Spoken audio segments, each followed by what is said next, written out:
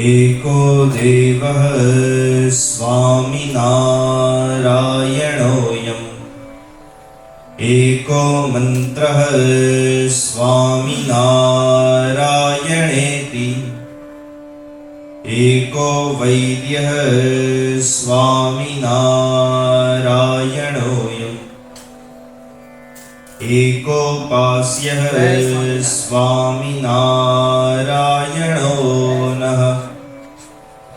कृपा करो मुझ ऊपरे सुखनिधि सहजानंद गुण तमारा गाववा बुद्धि आपजो सुखगंध गुण तमारा गाववा बुद्धि आपजो सुखगंध। श्री સ્વામિનારાયણ ભગવાનની જય। ગઢપુરની અંદર ભગવાન સ્વામિનારાયણ પ્રબોધિની એકાદશીના પછી જે કરવામાં આવતા પારણા એ પારણા પણ કરી દીધા છે। હરિભક્તોને પરત પોતાના દેશ તરફ જવાની આજ્ઞા આપી છે, એટલે હરિભક્તોએ પણ જવા માટેની હવે તૈયારીઓ શરૂ કરી છે। શ્રીજી મહારાજે જે સંતોને આજ્ઞા કરી કે હવે તમે પણ બધા વિચરણ કરવા માટે જાઓ, એ બધા સંતો પણ હવે તૈયાર થયા છે। તો આ રીતે સંતો અને હરિભક્તો બંને તરફથી તૈયાર થયા। કારતક વદ અને પડવાનો દિવસ છે। બધા વહેલી સવારથી જ પ્રયાણ કરવા માટે તત્પર બન્યા છે, એટલે ભગવાન સ્વામિનારાયણની આજ્ઞા લઈ ભગવાન સ્વામિનારાયણના ચરણોમાં નતમસ્તક કરી અને ત્યાંથી ગઢપુરથી હવે નીકળવા માટે તૈયાર થયા છે। એ વખતના સમયે સંતો ભગવાનની વિવિધ પ્રકારની સ્તુતિઓનું ગાન કરે છે, ભગવાનને પ્રસન્ન કરવાનો પ્રયત્ન કરે છે। સ્તુતિ ગાન ઇત્યાદિ પણ સંપૂર્ણ થયું એટલે હવે બધા ત્યાંથી રવાના થયા। ભગવાન સ્વામિનારાયણ પોતે પણ એ બધાને વળાવવા માટે પોતાના સુંદર ઘોડા ઉપર અસવાર થઈ પાર્ષદોના મંડળ સહિત એ બધા સંતો અને હરિભક્તોની સાથે સાથે ગઢપુરથી 1 કોશ સુધીના અંતર સુધી ભગવાન સ્વામિનારાયણ વળાવવા માટે જાય છે। અર્થાત 1.5 કિલોમીટર 1.25 કિલોમીટરના અંતર સુધી ભગવાન સ્વામિનારાયણ એ લોકોને વળાવી આવે છે। બધાને જવાનું કોઈને મન થતું નથી, કારણ કે આટલા બધા દિવસો સુધી અહીં રહી અને આવો દિવ્ય લાભો પ્રાપ્ત કર્યો હોય પછી કોને પરત જવાનું મન થાય। આ સંતો અને ભક્તોને થઈ રહ્યું છે કે આપણે આ ગઢપુર છોડીને જવું જ નથી, કારણ કે આ ગઢપુર એટલું દિવ્ય છે કે એની ધૂળ છે એ પણ જો આપણે માથે ચડાવીએ તો આપણે ધન્યતાનો અનુભવ કરી શકીએ। અહીંના હરિભક્તો, અહીંયા ભગવાનના દર્શન સતત થાય છે, એ બધું જ આપણને ફરીથી ક્યાંથી જોવા મળે? આપણા સ્થાનમાં તો ક્યાં વળી આવા દર્શન જ થાય? માટે આપણે અહીંયા જ રહેવું છે એવું બધા મનોમન ધારે છે, પણ છતાંય ભગવાનની આજ્ઞા થઈ છે એટલે એનો લોપ કરી શકાય એમ નથી, એટલે બધા હવે ત્યાંથી રવાના થઈ ગયા છે। ભગવાન શ્રીહરિ એ પણ બધાને વળાવી અને પરત પાછા દરબારગઢ તરફ આવ્યા છે। ત્યાં જયાબા, લલિતાબા, રમાબા ઇત્યાદિ બધી સ્ત્રીઓએ ભગવાન શ્રીહરિનું પૂજન કર્યું છે, ભગવાન શ્રીહરિની ઘણી પ્રકારે સ્તુતિ ગાન કર્યું છે। આ જ દિવસે આ બધી સ્ત્રી ભક્તો એ ભગવાન સ્વામિનારાયણને બહુ જ અગત્યનો પ્રશ્ન પૂછે છે। પ્રશ્ન કંઈક એવો પૂછાય છે કે પ્રભુ, અમે તમારા ભક્તો છીએ, તમારા આશ્રિતો છીએ, અમારે તમને જો રાજી કરવા હોય, તમને પ્રસન્ન કરવા હોય તો એવું કંઈક એક જ સાધન જણાવી દો। કંઈક એવું એક સાધન જણાવો જેને કરીને તમે પ્રસન્ન થઈ જાઓ, તો અમારે બીજા કોઈ સાધન કરવાની જરૂર ન પડે। સાધનનો અર્થ થાય છે વિવિધ પ્રકારની ક્રિયાઓ। ભગવાનને પ્રાપ્ત કરવા માટે થતા વિવિધ પ્રકારના પ્રયત્નો, એનું નામ છે સાધન। જેમ કે તપે કરીને ભગવાનને પ્રસન્ન કરી શકાય, વ્રત કરી શકાય, ઉપવાસ કરી શકાય। તો આ અલગ પ્રકારના સાધનો છે કે પ્રભુ તમને રાજી કરવા કોઈ એક જ સાધન બતાવો, એક એવું સાધન બતાવો કે જેને કારણે તમે પ્રસન્ન થઈ જાઓ, અને કંઈક એવો એક જ ગુણ બતાવો, એવો એક જ ગુણ ખાલી બતાવો કે જે ગુણ પ્રાપ્ત કરવાથી બીજા તમામ ગુણ એ આપમેળે આવી જાય, અને જો એ ગુણ જતો રહે તો બીજા તમામ ગુણો હોય છતાંય એનો કોઈ અર્થ જ ના રહે, અર્થહીન થઈ જાય એવો એક ગુણ કયો છે? આવો જ્યારે પ્રશ્ન પૂછાયો ત્યારે ભગવાન શ્રી હરિ કહે છે, તમે જે પ્રશ્ન કર્યો છે એ યથાર્થ છે. આ પ્રશ્નના જવાબની અંદર હું એમ કહેવા માંગુ છું કે વિવિધ પ્રકારના સાધનો આ પૃથ્વી ઉપર રહેલા છે મનુષ્યો માટે. ભગવાનને પ્રસન્ન કરવાના વિવિધ સાધનો છે. વ્રત, તપ, ઉપવાસ છે, દાન છે, યજ્ઞ, હોમ, હવન ઇત્યાદિ છે. આવા ઘણા પ્રકારના જે સાધનો છે એને કરીને હું પ્રસન્ન થાઉં છું.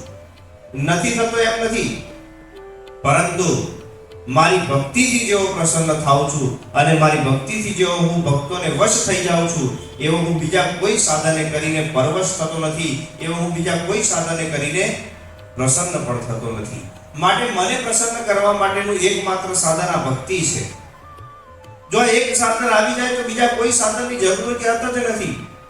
પણ એ ભક્તિની અંદર પણ પાછી એક નાની શરત છે કે આ ભક્તિ ધર્મે સહિત હોવી જોઈએ.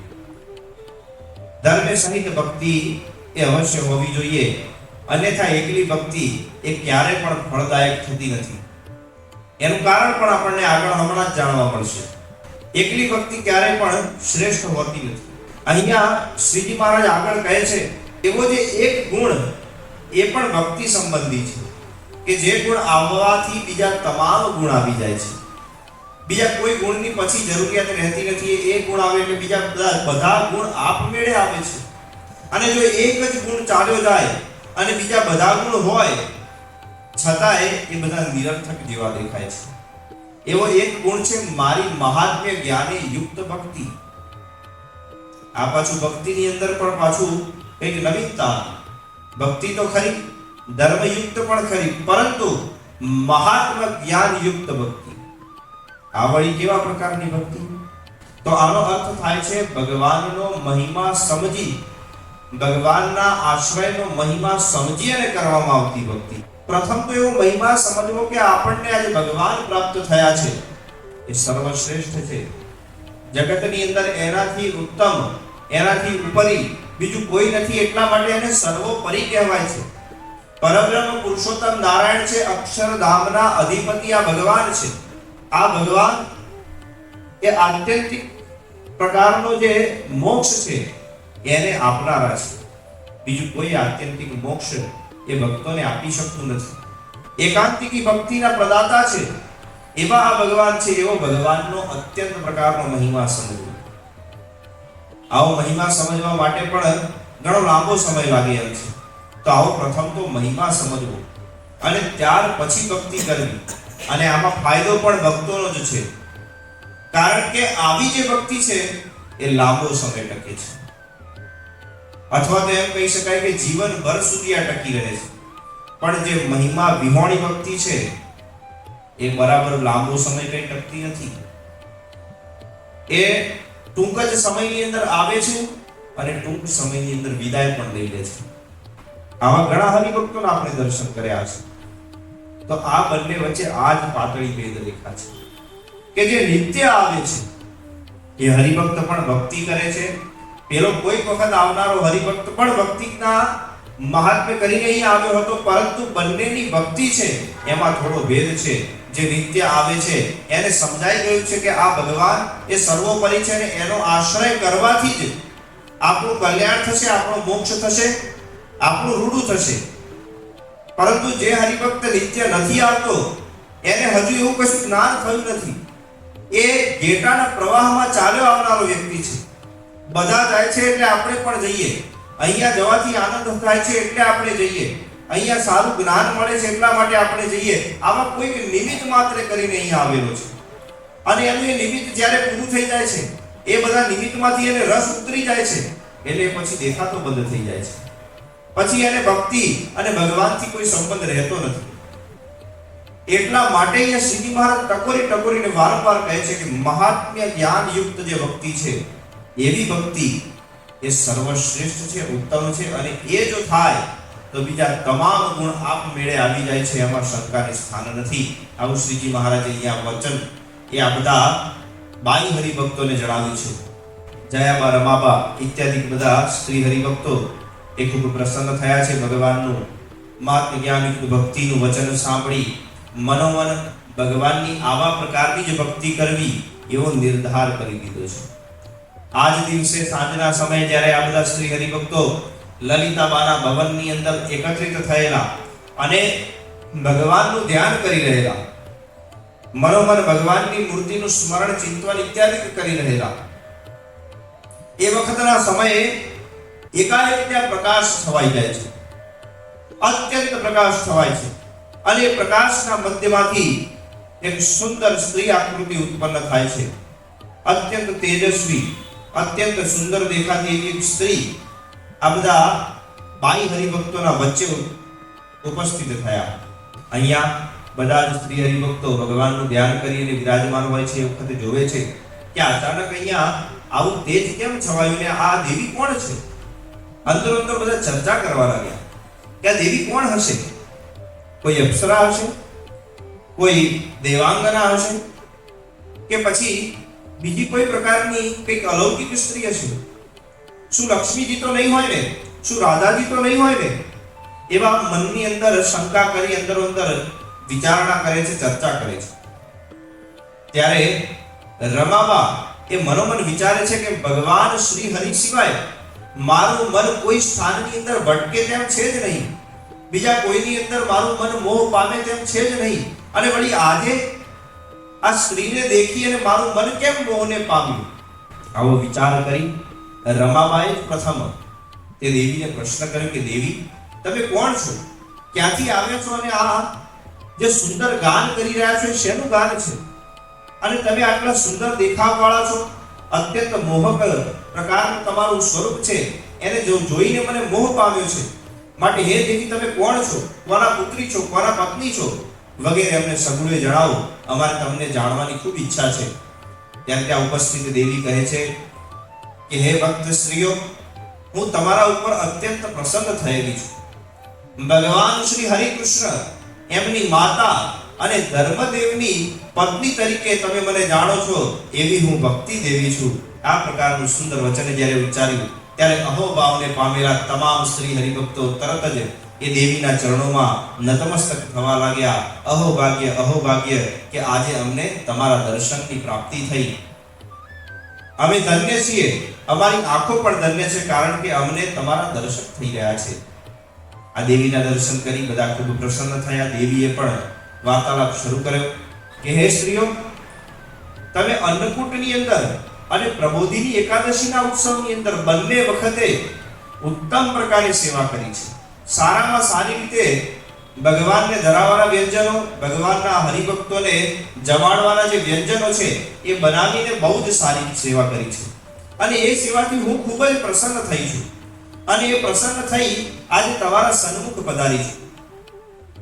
અને તમને એક વચન આપું છું કે તમે જે કાંઈ પણ આજે વરદાન માંગશો એ વરદાન હું તમને અવશ્ય આપીશ. આવા પ્રકારનું જ્યારે વચન ઉચ્ચાર્યું એટલે રમાબા ઇત્યાદિ તમામ સ્ત્રીઓ ખૂબ પ્રસન્ન થઈ. એ ભક્તિ દેવીના ચરણોની અંદર નમસ્કાર કરી અને કહે છે કે દેવી, તમે તો સાક્ષાત ભક્તિનું મૂર્તિમાન સ્વરૂપ છો. તમારી પાસે અમે કેવું વળી વરદાન માંગી શકીએ? તમારા દર્શન થયા એ જ સૌથી મોટું વરદાન છે. પરંતુ આજે તમે પ્રસન્ન થયા છો તો અમને એક વરદાન આપો કે તમારો નિવાસ સતત અમારા હૃદયની અંદર થયેલો રહે. સતત અમને ભગવાનની ભક્તિ એ જાગૃત જ રહે અમારા હૃદય આકાશને વિશે. માટે આવું વરદાન આપો. ત્યારે ભક્તિ દેવી ઉચ્ચારે છે, હે મહાન ભક્ત સ્ત્રીઓ, જે સ્થાનની અંદર મારા પતિદેવ નિવાસ કરીને રહે છે એ સ્થાનની અંદર હું અવશ્ય રહું છું, કારણ કે હું પતિ પ્રતા સ્ત્રી છું. માટે જે સ્થાનમાં મારા પતિ છે એ સ્થાનની અંદર હું રહું છું. જે સ્થાનની અંદરથી મારા પતિ ચાલ્યા જાય છે એટલે એમની પાછળ પાછળ હું પણ ત્યાંથી ચાલી જાઉં છું. આવા પ્રકારનું વચન ઉચ્ચાર્યું. હમણાં આગળ જ આપણે જોયું કે ભગવાન સ્વામિનારાયણે બધાને કહ્યું કે ધર્મ સહિત ભક્તિ કરવી. એનું કારણ અહીંયા આ છે. કારણ કે જે સ્થાનમાં ધર્મ છે, જે સ્થાનની અંદર ધર્મ નિયમની દ્રઢતા છે એ સ્થાનમાં જ ભક્તિ દેવી નિવાસ કરીને રહે છે. એકલી ભક્તિ કોઈ દિવસ સાર્થક પણ થતી નથી અને એ સ્થાનમાં નિવાસ પણ કરીને રહેતી નથી. અને જો કદાચ હોય તો એ કઈ સારી ભક્તિ પણ કહેવાતી નથી. માટે ભગવાનની ભક્તિ કરવી એ અવશ્ય ધર્મ સહિત જ કરવી એવો આ કથાનો નિર્ધાર છે. માટે હે હરિભક્તો, આપણે બધાએ મનની અંદર એવું ધારણ કરવું જોઈએ અને અવશ્ય ભગવાનની ધર્મ સહિત ભક્તિ કરી શકાય એવો પ્રયત્ન સતત કરતા રહેવું જોઈએ. આ તમામ પ્રકારનો અહીંયા સુંદર એક ચરિત્ર ત્યાં સર્જાયું છે. ભક્તિ દેવી બધાને એક પ્રકારનું આ રીતે વરદાન આપી ત્યાંથી અદ્રશ્ય થયા. બધા સ્ત્રી ભક્તો ખૂબ પ્રસન્ન થયા છે. ભગવાન સ્વામિનારાયણ ગઢપુરની અંદર રહી બીજા ઘણા ઉત્સવો કરે છે અને ત્યાંથી આગળ વડતાલની અંદર જે ઉત્સવ કરવા જાય છે એ તમામ ઘટના આપણને જાણવા મળશે આવનારા કથાનકની અંદર. ત્યાં સુધી તમામને જય સ્વામિનારાયણ. સ્વામિનારાયણ નારાયણ નારાયણ.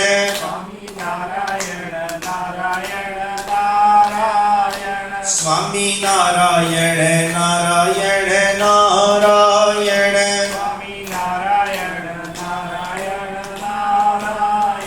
સ્વામિનારાયણ સ્વામિનારાયણ. સ્વામિનારાયણ નારાયણ નારાયણ.